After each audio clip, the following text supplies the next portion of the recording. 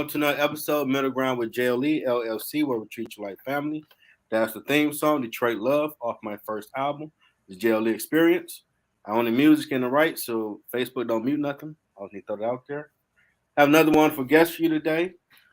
We have the amazing business encouragement coach, consultant, and CEO founder of the Me Place, Jacqui Showers. It's Jacqui. Jacqui Showers. Welcome to the show. Thank you so much for having me. I'm excited to be here. I appreciate you for doing it. First question, what led you to this path? What led me to the path to your show? No, to what you're doing. Okay. You talk about that too if you want. That's right. Well, what led me to the path to what I'm doing is I have been an encourager all my life. When I was a young girl, I wrote a paper, and the paper was to encourage a young man not to commit suicide. Oh, wow. I was in what we used to call junior high school at the time. Now they call it middle school. Okay. And so from there, I knew that my passion was to encourage people, but also I'm also a communicator as well. I'm a writer. I'm a speaker. So as a result, that sort of led me down this path. When I got into my first year at Wayne State University and took my first journalism class, sort of tripped me off because the teacher called me into his office and said, you know what, for some reason, you did not get the basics of grammar. At the time, I thought he was calling me in there to tell me how wonderful I was, but that's not what was not the case. So with that not being the case, and he didn't tell me how wonderful I was, then I realized that I had to go back and do some things and do some hard work. At the time, I felt like he was a racist. And I said, he's telling me this because I'm a young Black girl and he just doesn't want me to succeed. But that's not why he was telling me that. He actually did me a great favor. Had he not told me that, I never would have gone back. I never would be in this place right now where I am writing books. I have actually written 3 books, Affirmations for Success, Prayers for Success, and I Decided. You sort of cut me off so the people can't see my little promo over to the side because you're cutting me off. I'm sorry. Don't. I'm only joking with you, so they can't see my promo. But hey, that's all well and good.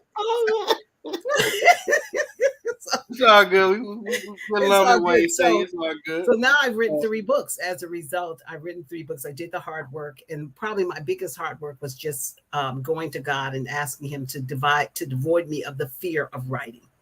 And so now I have Prayers for Success, 366 daily prayers for the marketplace. Affirmations for Success is 366 daily affirmations for marketplace influencers. And I decided to move from resolution to execution.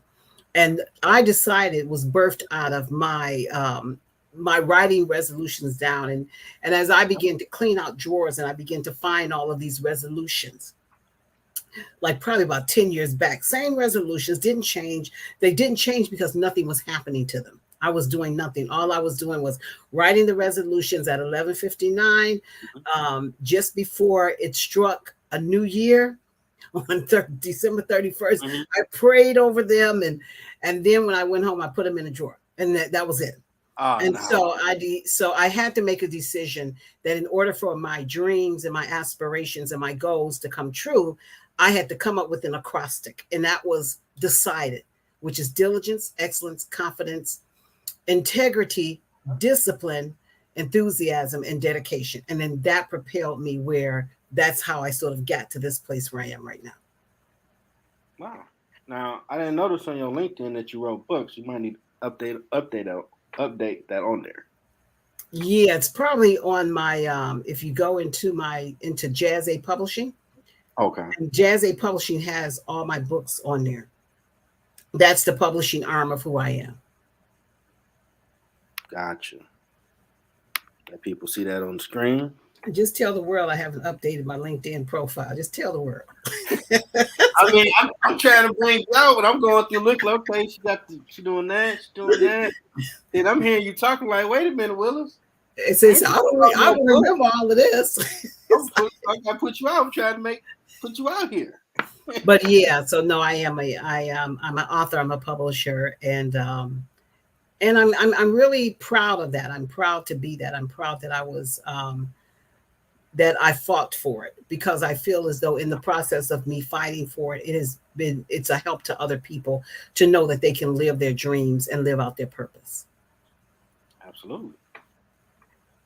Now, what is the me place? The me place, that is the business arm of who I am, and that's the coaching business arm of who I am. So at the me place, I work with a lot of small to emerging to small businesses, to medium-sized businesses, helping them identify who they are. But I also coach leaders, and I coach leaders, and I coach individuals. And what I do best is I'm a confidence builder. I'm a confidence builder and a fear buster.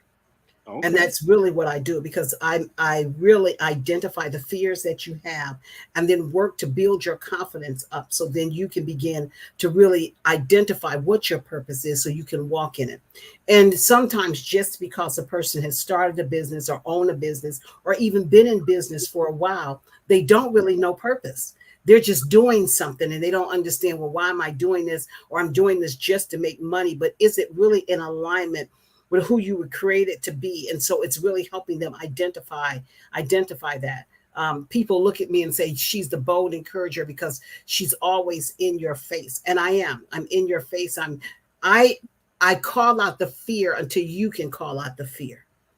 Okay. And so what happens is most people have a hard time just calling out the fear.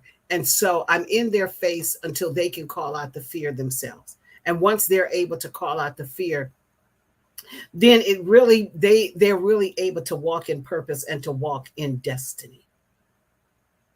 Okay. That's pretty awesome. So, if a person wanted services, what would be the example of the duties that you do as a business encouragement coach? What would they get? Well, well, Encouragement. what they will get is I take them through a process, and I call the process, it's called you to the third power. And you to the third power, it's really living out vision every single day. So when you're living out vision every single day, what's happening is that you are really able to take that vision to another level, because you begin to understand that you walk in the two greatest commandments. So with the two greatest commandments, what it is this: the two greatest commandments is to love God with all your heart, your mind, your soul, and to love your neighbors. You love yourself. So when you look at the two greatest commandments, and you begin to think about purpose, and you begin to think about who you are, and you begin to think about what it's all about. Well, this is what it's about. If you live out vision every day, living out vision every day is love. And so you to the third power is, there are three relationships in your life that's critical. It's your relationship with God, it's your relationship with others, and it's your relationship with yourself. And so as you begin to understand who you are, you begin to understand who God created you to be. When you understand who God created you to be, you can begin to embrace who you are and love who you are. It's very hard to love anybody else, or to even serve anybody else in a way that we are to be kingdom influencers and servants, if That's you true. don't know who you are, and you haven't learned how to love God, and you haven't learned how to love yourself. So with the you to the third power, living out vision every single day, Mhm. it's learning how to walk that out. And so your neighbor is anybody that's going to be your target audience, that you're going to direct whatever you're doing to. That is your neighbor. So if your neighbor is the person that buys your product, that's your neighbor. But you have to Okay. be able to love your neighbor in order for you to be a good servant leader, or to be a good servant ambassador in the marketplace. And so once you get all of those three relationships in alignment, then you begin to understand, this is my purpose. This is why I've been called to this business. This is why I've been strategically placed here. And I'll give you an example. There was a woman who took my coaching, and I've been following her over the internet. And as I followed her on the internet, one of the things that I realized was that she wrote beautifully, because I would read her stuff and say, this is good. So she started taking Okay. the coaching. So when she was taking the coaching, because my coaching is done with the holistic approach, the person who was taking the coaching was not the person that was writing the words. it was like Dr. Jekyll, Mr. Hyde, Oh or wow. Dr. Jekyll, Mrs. Hyde. Mm-hmm. And so it was like, okay, wait a minute, something is off here, because you are not the person that's actually doing this. You're not that person. And so we had to go back and deal with all of the stuff that was inside of her that caused her not to really like who she was and not to understand her purpose. And so she was, and it was like, this is just sort of crazy, because I was like, wait a minute, are you the same person? So after we did the hard work, and I call it the excavating of yourself, so then you can begin to walk out, you begin to live out your purpose every day, live out your vision every day. She was able to get a handle on who she was, do her blog, looking to publish her book. But before then, she was just petrified. She was Wow. petrified of living out her vision every day, which was living out her purpose. But once she was able to get those three relationships in alignment, and sometimes the hardest relationship, Jeffrey, for us to get into alignment is ourselves. Amen. That is the hardest relationship it is to get into alignment. And so as a result, um, she was not able to do it. And then once she became able to do it, she was able to move forward, start her blog, doing all the things that she wanted to do, and understand who she was. And one of the things that she said, I don't claim to be a psychologist, I don't claim to be a counselor, but one of the things that she shared was that in that instant and in that moment, she said, you did more for me than all the therapists that I had taken. Okay. And she said, because I'm able to move forward, and I'm able to understand who I am now. And I'm able to not only move forward in who I am, but also not to allow people to just take advantage of me as well. I mean, it's crazy. When I was going to the studio this morning, I was hesitant while I'm driving out there. Like, man, I ain't worked in music since my nephew was murdered, because we was gonna work on music. I ain't really thought about it. I'm like, man, Mm-hmm. I still got it. I know how Mm-hmm. to make music. Then once I got there and chopped up my producer, you got this. Mm-hmm. God gave it to you. You just gotta let it out. So I True. get that you might have a hesitancy. That's true. That is so true. And I think that once we realize, we recognize it. And when you were just saying the death of your nephew, death is one of those things that can cause us to be thrown off our square. Because what happens is that um, we can get caught up in the grief. And I've been there myself. So I understand. And so then you have to push past all of those different places, things that you did with that loved one. If that loved one was the person who really supported you, you have to push past that, because in reality, this is reality. In reality, we are still living, and we still have to live out our purpose and our vision. And so just because it was their time to leave the earth, it's not our time. And because it's not our time, we cannot do that. We cannot leave the earth. So as a result, we have to push past it. And in the process of us pushing past it, it causes us to be able to do what we are called to do. Yeah, I agree.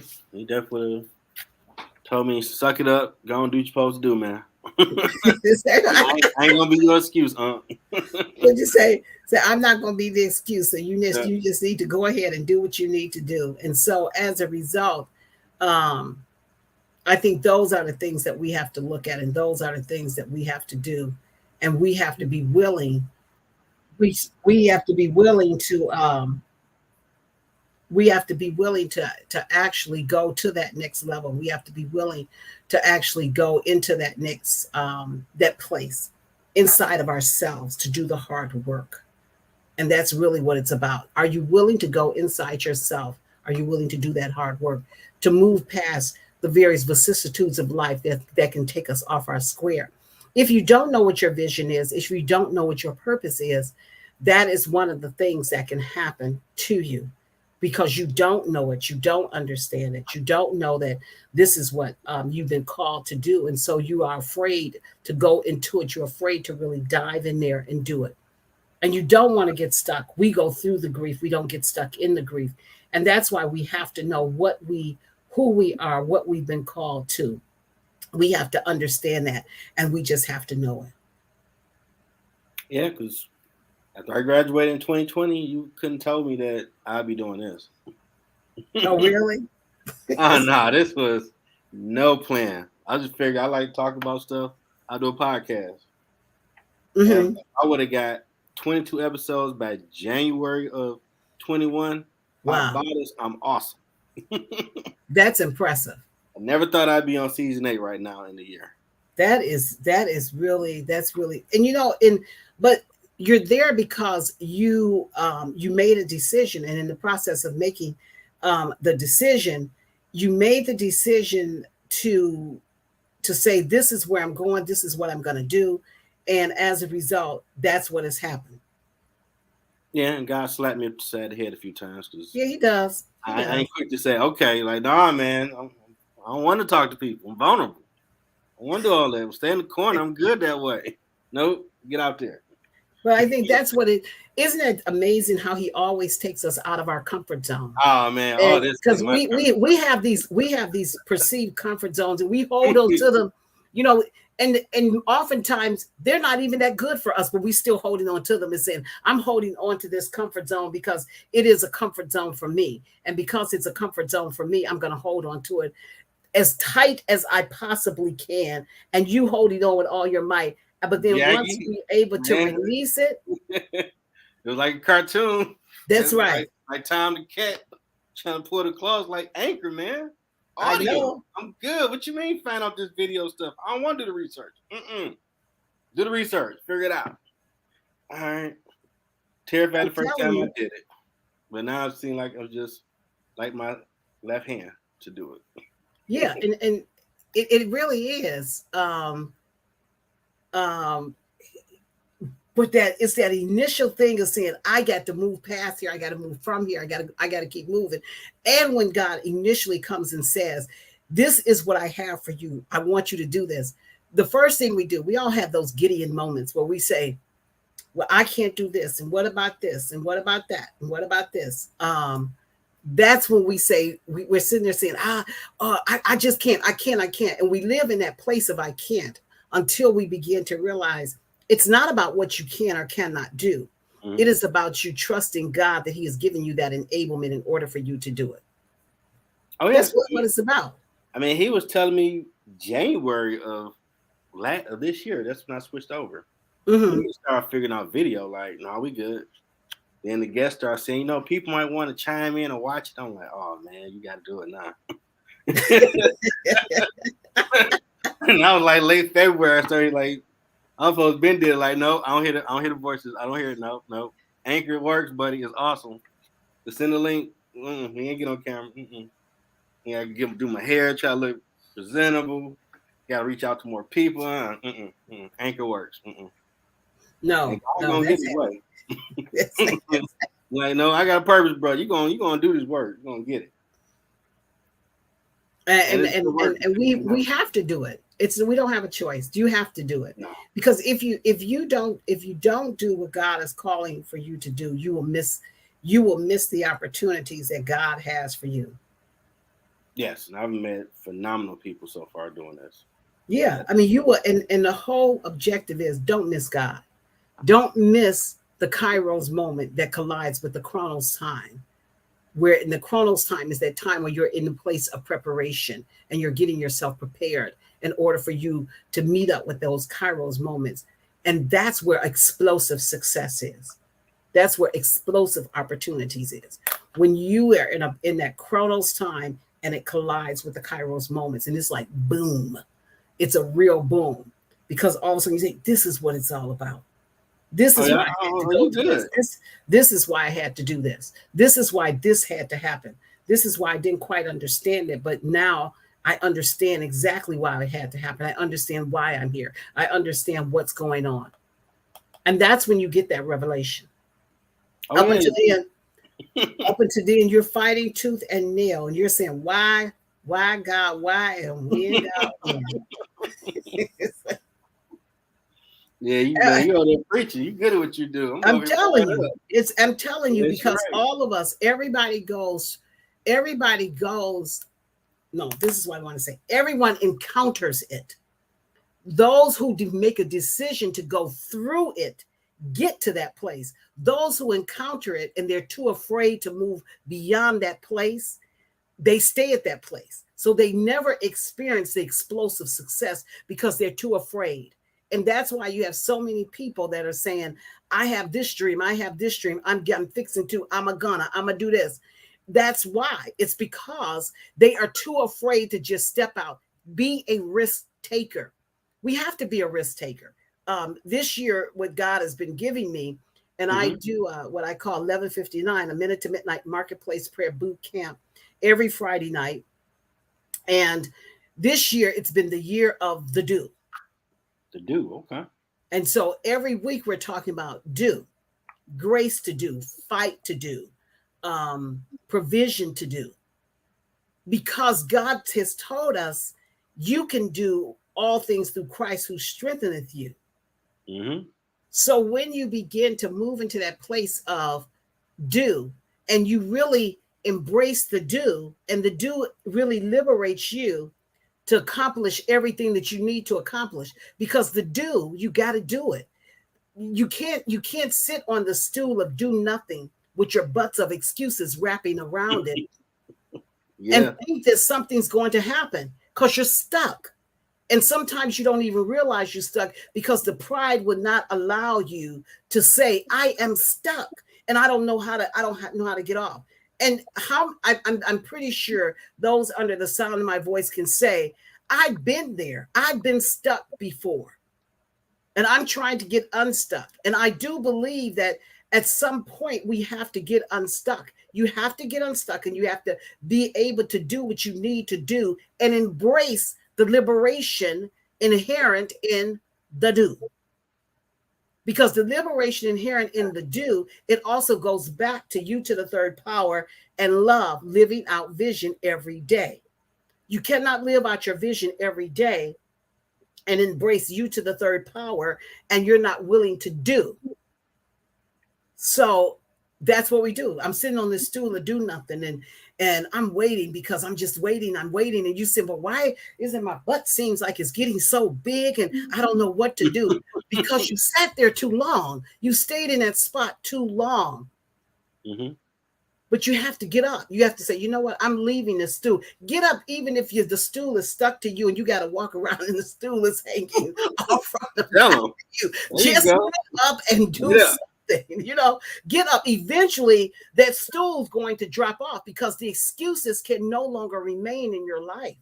And when the Right. excuses no longer remain in your life, then you are able to do it, and all of a sudden you're going to feel lighter. Why? Because this stool is not hanging on you anymore. Those butts of excuses are gone. You've lost some weight, and that's really Awesome. what it is. Man. You lost that weight, all that baggage, and you've been carrying it around and saying, why do I feel so weighted down? Why do I feel as though I can't do this? Let that weight go. Get rid of that weight. Get rid of that stool. The stool probably is hurting you anyway. You know how you have a favorite chair and the chair is like worn out, but you keep sitting in Mm-hmm. the chair. You may fall in the chair. You may have a spring in the chair that keeps sticking you. Every time you look up, you got gangrene. And so, as a result, you Mm-hmm. holding on to this chair.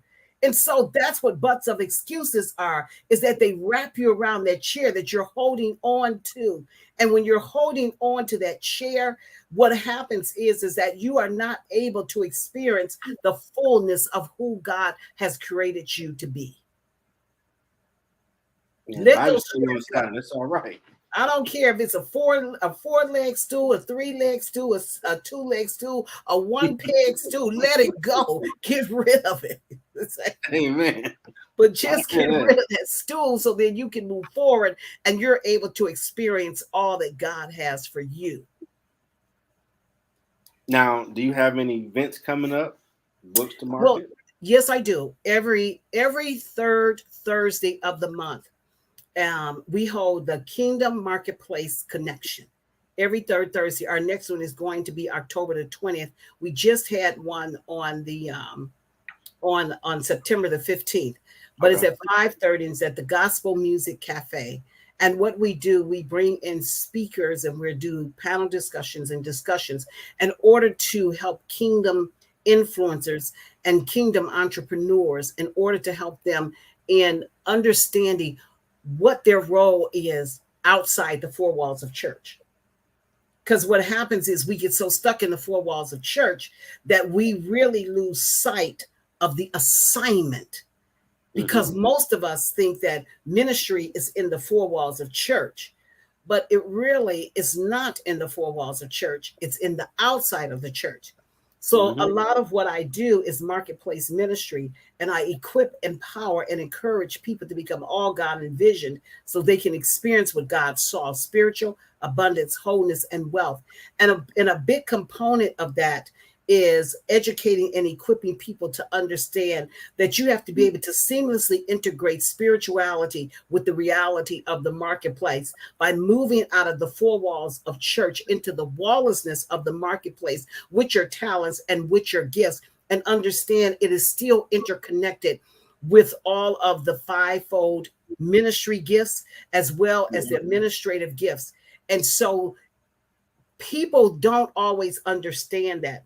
I've had people come to me and say, well, I don't quite understand how all of this fitting in together. And then it's a process of them me helping them to understand this is who you are. I had a young woman who came and said that I know I've been called to be a minister, but I've also been called to be a business owner, and I don't know how to marry the two. And so it was explaining to her, as a business owner, you still are in a position where you are in a leadership position, really in ministry. Your ministry is just in the marketplace. And a business owner is out, they carry a mantle of like a pastor, because you still have to provide pastoral care. You're just doing it from a business perspective. Okay. You know, when you're a business owner, you are fulfilling the mandate to feed the poor, to clothe those that are needy, to shelter them. And you're doing that because you are giving people opportunities, what we call jobs.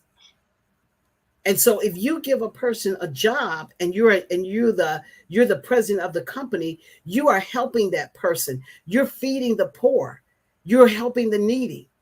And they may not be poor, but you know, you're fulfilling that mandate, no different than a pastor who says we're going to do a community feeding. You're just doing it in a different way and in a different realm. Yeah, you definitely said a lot of people that's doing great stuff need to be highlighted. Yes, and That's they what are. They're doing great things, and even in the marketplace, people are gaining more understanding of what marketplace ministry is all about. And it's more than just about, not that I knock this at all, because the Bible says money answers all things, but it's more than just making the money, but it's also walking in the integrity. So then as we are out there and people are seeing our lives, and then they say, well, what is it? What is it that you have that I'd like to also have? awesome. And you got another book coming out? I'm in the process of publishing a couple of books for other people. I have another book coming out that's called See What God Saw: Spiritual Abundance, Wholeness, and Wealth. And so that is a 90-day journey in order for you to see what God saw. Oftentimes we don't see what God sees inside of us. And the reason is because we look at ourselves through the definition of our world and not the definition of who we were created to be. And we almost never go to ask the one who created us, who am I? Okay. You know, it's like, who am I?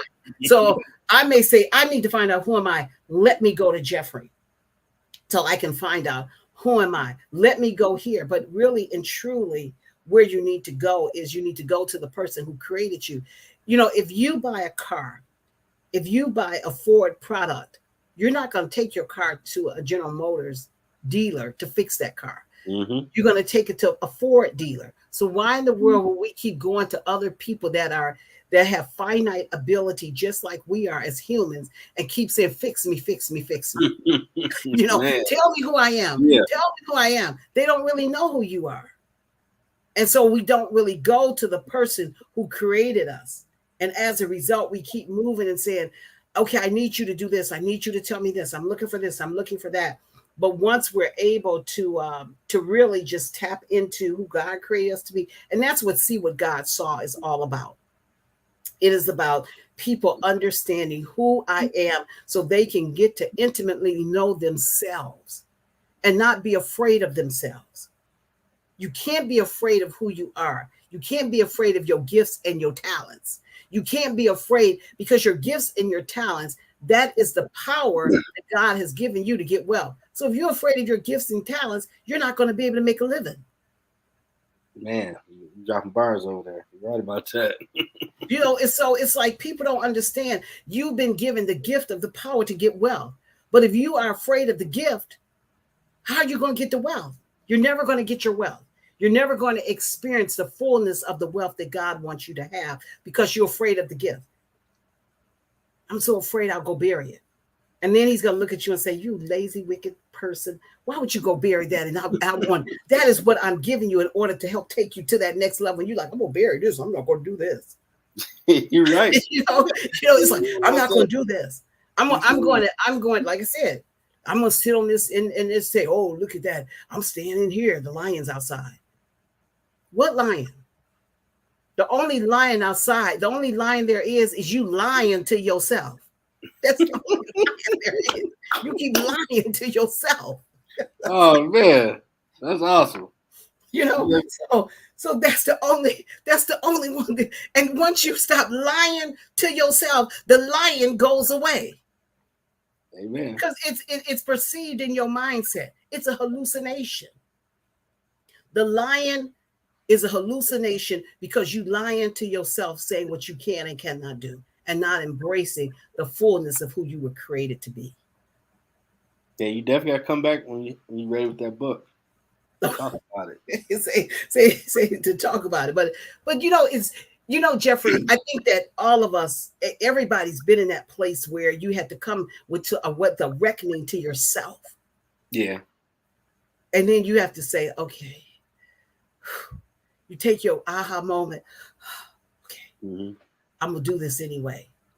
And it's not so much that the fear leaves. It's just that you have to do it anyway in the midst of the fear. So you still have to do it. You cannot not do it. You still have to do it. You still have to go in it. You still have to say, this is what I am going to do. And I cannot not do it. I have to do it regardless of what's happening. I have to do this. And I think that's where we have to be every single day. And we have to just do it. That's right. Robin Wilson say that's right. I don't know why it ain't saying that on my screen, but the devil don't like all this good talk. But put it back on our foot. So that's Robin Wilson. I'm telling you, that's what it's all about. Is that we have to move beyond the demographics of this world. The demographics of this world bring limitation. And really they do. And they make you think that you can or cannot do something because they bring limitation. And as long as they're bringing that limitation, you are never going to experience the fullness of who God's creating you to be. You're never going to experience it. You're never going to be able to become that person. And I want to talk about those demographics. You know the demographics. And since it's me, you're a Black woman. So you can't do this. I'm a Black, bald-headed woman whose eyes don't always stay straight. So as a result, people can sit there and say, well, what about this or what about that? But this is the whole thing. I don't allow the demographics to define who I am. And especially in the African American community, because they have come up with all types of things to tell us what we can't do just because of the color of our skin. But when we realize many of the demographics that's placed on you for limitation, they are driven by fear. Demographics are driven by fear, or someone decided to come up with the demographic in order to hold you back. So you must say to yourself, yep, I may understand that. I may understand that a statistic says this, but I'm not that statistic. One of my sisters, when she goes to the doctor and they'll say, well, research has shown this. And she says this, did you research me? Okay. Because if you didn't research me, your research is not showing you what will happen to me if I do this. And that's what demographics is. They do the sampling of the research, and oftentimes when they bring the research to us, and especially in our communities, what they want to do is bring a place of limitation of the research. It says, because you are an African American male, you are only going to go so high. Okay, but there are people in this world, and you have to decide, I'm going to be that person to defy the demographics of limitation. And each one of us have to come to that decision. I am defying the demographics of limitation. And once you come to that, things change.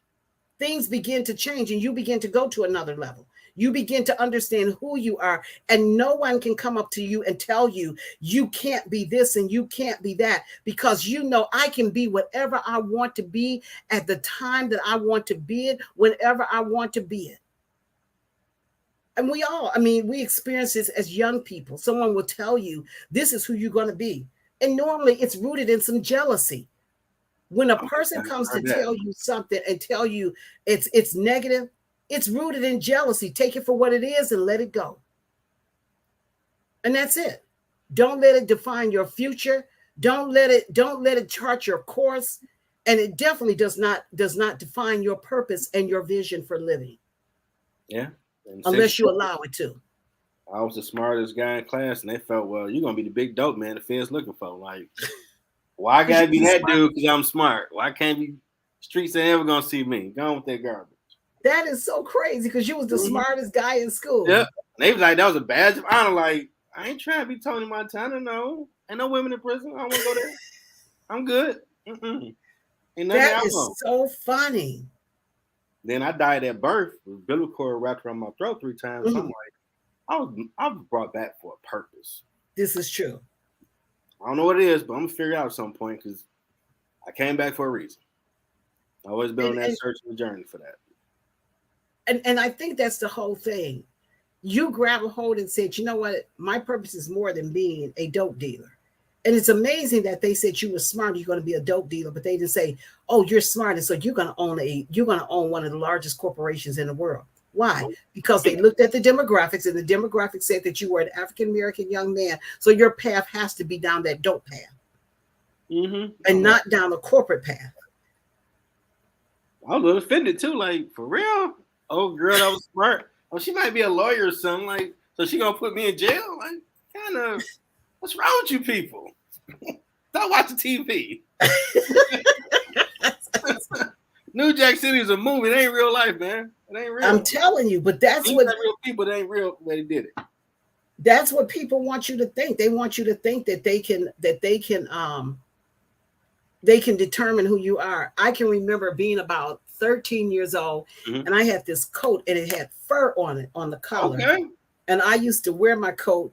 And there was a girl, she was about 3 years older than me. And I remember her telling me, oh, you get that coat on when you get to be 16, you're going to get pregnant. Wow. What? Who are you to tell me what I'm going to be? Wow. And when people come to tell you negative things about your life, even, I don't care what age you are. I don't care if you 81, 1 or 101. You have to renounce those negative words that's spoken over your life and let them know that's not who I am. Number one, you didn't create me, so you cannot define me, and you definitely can't validate me. That's right. And we have to put a stop to it immediately, because if we don't, we will look up and we'll get caught up in the crazy. And you do not want to get caught up in the crazy. There's power in the tongues. You breathe life and death. So don't be taking it on someone saying that ain't positive for you. Like, I rebuke that. Get away from me. I pray for you. Yeah, and that's exactly what you have to do. You have to rebuke it and say, this has nothing to do with me, and I don't know what you're talking about. Get out my face. Some people think I'm a bit harsh, but I feel like, life and death is in the power of the tongue. our words have so much power, and our words can transform the trajectory of our life, because when we speak the words, what happens is there's a filtering system. And when we speak the words go up into they go into our ears, go into our minds, come back down out of our heart. And so if out of the heart the mouth speaks, that means that whatever you speak out of your heart, that's who you think you are. And if you allow people to speak out of your heart in such a way that that's who you are, then it will never allow you to go past it, because you will believe in the veracities of the veracity of those negative words. And that's not what you need to be doing. Not at all. You have to say, I'm not believing in this. I'm not going to get caught up in this. And that's what you have to do. Yep. Good friend has said, you building a multimedia empire. Like, I receive that, because that's what I'm building. You're right. Brick by brick. Say, but when they told you that you were in the process of building a dope, you're gonna be a big dope dealer, I was like, I'm not receiving that into my spirit. And that's really what you have to do. We have to take authority over destiny and over purpose. And the way we take authority over destiny and over purpose, we have to renounce every negative word that has ever been spoken over our life. And you renounce it. And when you renounce it, you totally nullify its effect, because then you're going to only speak positive things about your life. So you nullify the effect of it. You cancel it out, and you make it null and void with your words of positivity and your words of affirmations and your words that take you into another place. And that's how you do it. You got that coming up. Anything else you got coming up? I got my book coming out, and I have the Kingdom Marketplace Connection. And as I mentioned, every Friday night at 11:59, we do our broadcast, which is 11:59, a minute to midnight Marketplace Prayer Boot Camp. And it normally lasts about an hour, but we do that every night. Okay. Every Friday night. And we in addition to that, every day a prayer is distributed, a prayer for success. Okay, awesome. What was your biggest challenge on this journey? My biggest challenge on this journey probably was fear. Okay. And that's probably why I am very much bold. Well, I bold, and that's why I fight for people's fear. I recognize fear in all of its forms, because a lot of times people don't think it's fear, but it's fear. And so what they say is, well, it's not fear. But there are two principles that operate in the earth, and the two principles that operate in the earth is faith and fear. So if you're not operating in faith, then what are you operating in? And when you don't operate in faith, you don't do anything. You always come up with excuses. But if you operate in faith, you do it in the midst of the fear. Fear does not hold you back. And oftentimes that's what I find, that people are afraid. So in the process of them being afraid, they never want to confront the fear. My biggest challenge is my biggest gift. I was afraid to write. After I encountered that teacher, and he told me that he didn't tell me I couldn't write. He said, go back and get the basics. I don't understand how it is that you have great command of theme, but you didn't get grammar. And all I heard was, you can't write. That's all I heard. You can't write. And so as a result of me hearing that, I became petrified of writing. Wow. But I wouldn't tell anybody that I was that afraid of writing. And finally, I came out and told someone. And when I told someone, one of my sisters was like, "That's crazy, because everybody in the family comes to you to edit their work." But I was petrified of writing. It would take me 3 to 4 days just to write a 3-paragraph letter, because I would just be petrified. So I began to pray over my hands and pray my way out of the fear. Because one of the things that I came to recognize about fear is that once fear comes into one area of your life, it gives a hairline crack. It will bust open into areas where you are even confident in. And so fear wants to be a confidence buster, not just in what you are afraid of initially, but it wants to bust open every confident area that you're in. And all of a sudden you're second guessing yourself in every area. So the more I begin to pray over my hands, Mm-hmm. um, I began to write. And then I was led to write um, a weekly inspiration. And I began to write. And the more I would write and the more I would pray, my confidence was built up. And so I began to realize, I really can write, and I write well. And but that was probably one of my biggest challenges, is embracing my dominant gift. One of my dominant gift is communicating. My dominant gift is writing. My dominant gift is that was a dominant gift, and all of a sudden I was going to lose it. But in the process of me not fighting for it, if I had made the determination that I Mm-hmm. wasn't going to fight for this dominant gift, it was going to hurt other people.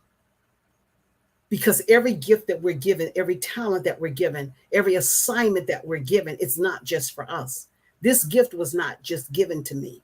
It was given to me in order for me to write the words that God had spoken unto me in order to help others to be liberated. But what if I had said, no, I'm not going to do this?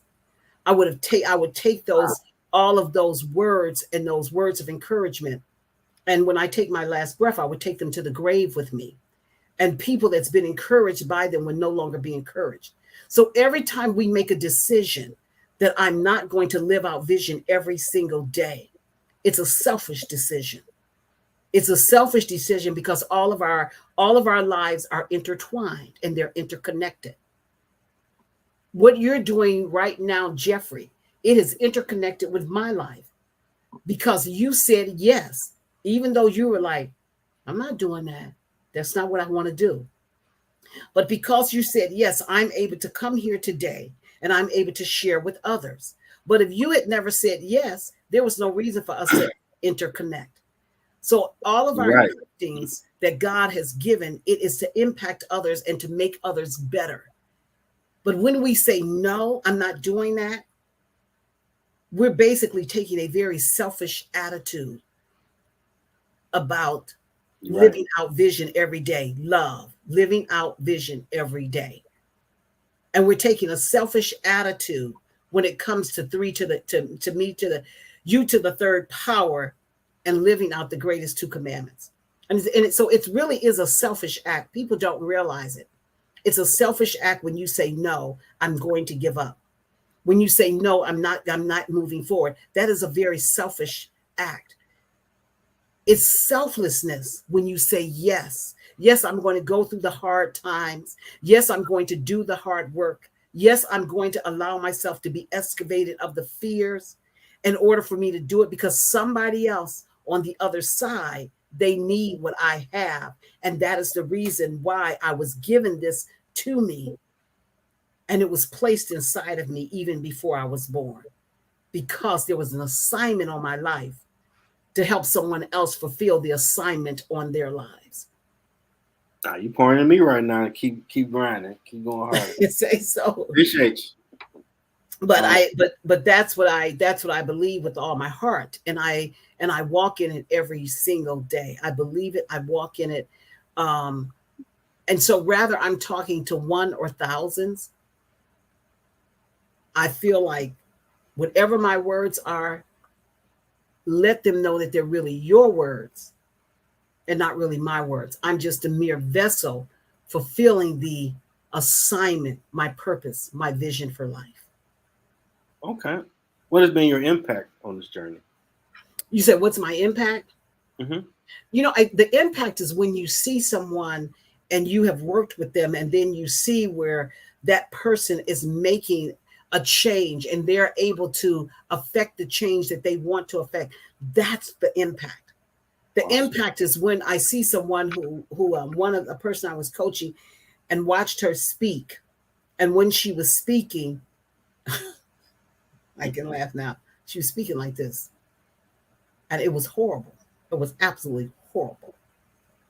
Mm-hmm. And so after helping her and coaching her through the whole process of overcoming the fear of speaking, it not only helped her to overcome the fear of speaking, but it also helped her to overcome the fear of being the leader that she was called to be. Because in that instance where we were at that particular time, she was the lead person, but she was not operating as the lead person because she Okay. was so consumed with fear. But once she dealt with the fear of speaking and began to deal with the fears of everything else, the next go round, she was able to speak with authority, but she was also able to operate in authority as well.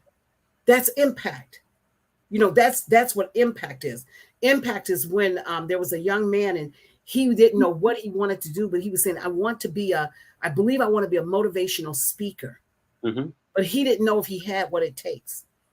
And he said, you know what? He said, it was at one moment you told me I could do this. And I knew once you said that I could do this, that I would be able to do it. And so now he's written books. Awesome. He started his own business. That's the impact. And then to bring it down something that's even smaller, I call him my grandboy, like, because I raised my niece after my sister passed away, and my niece has 3 kids, and so her middle child, they told him he couldn't read. Mm-hmm. And one day he told me, because they called me Auntie Jacqui, and he said, Auntie Jacqui, my teacher said I can't read. Everybody says I can't read. So I told him, I said, I want to let you know something. And I said, you can read. And if anyone tells you that you cannot read, you tell them they need to come talk to me. So they were staying with me over a weekend, and he and I were reading together. And I gave him a book. And I said, the next time I see you, I need you to be able to read this book. So they went home on that Sunday, and we were getting together. It was a holiday. It was like a 3-day weekend. Okay. So when I saw him the next day on that Monday, he was like, Auntie Jacqui, I can read. And I said, you can read? He said, I can read that book. So I said, okay, read the book. He had memorized this book from cover to cover. Nice. He had memorized this book from cover to cover. So that was about 3 years ago. Mm-hmm. And then he called me and he said, Auntie Jacqui, my teacher said, I'm reading at a 2nd grade level. And I said, well, that's really good. And he said, well, no, he was either in the 3rd or 4th grade. I said, oh, okay. Now he is the best reader in his class. Awesome. He is the best reader in his class. And he'll call me up and say, Auntie Jacqui, I need you to go and read this. This is where I get some of my knowledge from.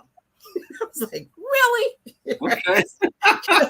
This is where you get your knowledge from. So you're sitting there. So it's that type of impact on a young boy's life where he was told he couldn't read. And it's no different when you have that same type of impact on an adult's life when they've been told all of their lives what they can and cannot do. Mm-hmm. And then you're able to say, but you can, and you walk them through that process. And now he and I, we have conversations, and he's talking and he's using words that I know he couldn't use those before. But he's reading. Okay. He is actually reading. And that's the impact we must have, not just as we are in our respective professions and occupations and vocations, but even as we are impacting young people, to let them know, don't let anybody put limitations on you, because you have a purpose. And in your purpose, all of this is a part of it. And once people begin to understand they matter and they have a purpose, and they're just not sitting on the sidelines of life as people are trying to trample over them, it makes a big difference in their lives. And that's when people become business owners and they say, I can do this. Like that young man that was over in Africa, and he said, I realized I can do this. And I can become that business owner. I can become that speaker. And he quit his job. And that's what he's doing. That leads us to the last question. What advice do you have for someone trying to find their purpose? If you're trying to find your purpose, I would say get with someone who knows how to help you find the purpose, who can draw out of you what you can't draw out of yourself, who can pull the fears out of you in order for you to be able to know what your purpose is, and who's willing to work with you to do the hard work. So then you can get to that place where you know exactly who you are, what you should be doing. And all of a sudden you begin to walk with a courage and a confidence. But you need to connect with someone. And that's what I do. That is what I do. I have a passion for it. I'll do it in my sleep. It's one of those things when they say, what would you do if you didn't get paid for it? This is what I do, and I didn't get paid for it. I didn't get paid for it when I was a 13-year-old girl encouraging a young man not to commit suicide. I didn't get paid for it. I didn't get paid for all the people that I've talked to along the way. But that's what I would say. Team up with someone who can help identify the greatness inside of you. And it has nothing to do with where you are in your economic status, your social economic status. Because there are a lot of people out there, you're owning some businesses, but you still don't really have the courage and boldness to take it to that next level. There are people that you know that there are things that you're called to do, but you're still afraid to take it to the next level. Team up with someone who can help take you to that next level. And it might be me and it might not be me. But I do know this. If you team up with me, you are not going to be the same. I do know that because I'm not going to tolerate sameness. Because if I tolerate sameness, I haven't done my job. And that's what it's about. And I do it from a holistic approach because I realize that sometimes we get stuck and we think that it's this and it's not that. I had one woman where she came to me and all of a sudden it was like, ask her this one question that had nothing to do with business, had nothing to do with her trying to have a business. But what it had to do with that there was some things inside of her that was preventing her from moving forward. And so once we dealt with that, she went on, started her business, put together some great programs just because of stuff that was stopping her. So sometimes it's not so much that you don't know as much as it is there are things that's inside of you that you need to confront in order for you to go forward. So you really need to team up with someone, a coach, a mentor who can help you. And if they go to my website, themeplace.org, you can get a complimentary coaching session directly with me. And that's themeplace.org. And I know Jeffrey's going to put it up there. And you can get a complimentary coaching session with me. That's awesome stuff right there. A little Bible study, a little old school Big Mama wisdom. Laugh. You got your whole spectrum. You hear this or watch the replay, and you don't try to do something, you just pray. You just playing. You know, and that's true. Not try something. That's true. That is so true. You really have to do it. You have to make a determination within your own self. I am worth it. I'm worth it because I was created to do great things. I was created to excel. I was created to soar. And just do. This is the year of the do. So just do. And if you, you can go up on our social media platforms, my YouTube channel. You can go up there and you can listen to all of the sessions for to do all the way beginning on New Year's Eve night. New Year's Eve night is a little funny because here in Detroit, they do a lot of shooting. So if you go up there, you may laugh a little bit. But it's all about the year of the do. And that's what I've been talking about. It's just do it. Don't be afraid of it. Just do it. God is already with you. He's making provision. He's giving you grace. You got to fight for it. You got wisdom and you have understanding and you have the counsel, the might and the knowledge you need to excel. It's just do it. Just step out and do it, whatever it is, whatever the assignment, so you can live out vision every day. Absolutely. I want to thank fellow Wayne State University alum. I got to say that earlier. Author, CEO, the bold encourager of the Me Place, Jacqui Showers. You're awesome. You family now. I always got an open door to come back to the show. Thank you so much. I appreciate that. Can I say this one thing?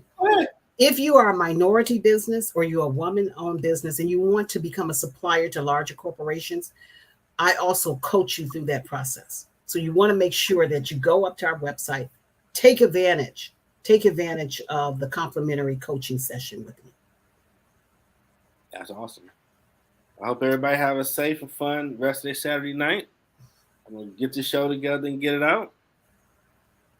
As always, till next time, everybody. Y'all check this amazing intro I created that looks so sweet. I'll give myself a little props. Album cover number 2, JLE World. That's what y'all look at. Well, you're going to pat your own self on the back, Jeffrey. Yeah, I'm telling myself that now. My mother used to tell me if you keep patting yourself on the back, you'll break your arm. But sometimes you got to pat yourself on the back. Hey, if you just saw the original one I had up here, so like, yeah, we came a long way. Oh, okay. We don't know. Till next time, everybody. 313 Detroit love, the Motor City. Detroit love, can't nothing stop me. Detroit love, I love my city.